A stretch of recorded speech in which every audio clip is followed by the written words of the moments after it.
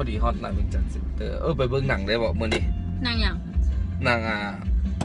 แอนนาเบลอยากเบิ่งฮอมจากโมงมีฮอมจากโมงตอนนี้6 โมงอย่าง10ฮอม6 โมงฮอม6 โมงเบิ่งหวะ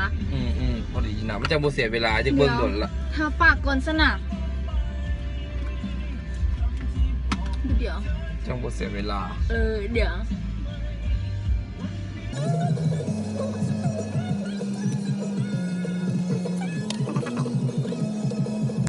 วันนี้เริ่มมันสิบ่ทัน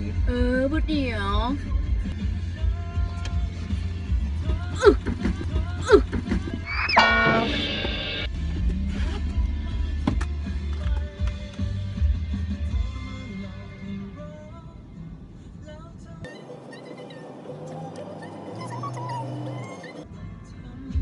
ได้บอทำนี้ได้แล้วไม่ค่อยว่าหน้าจืดโพดเดียวก็เดียว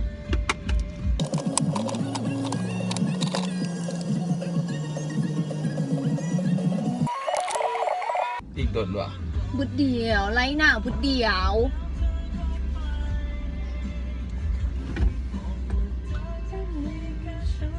ทำไม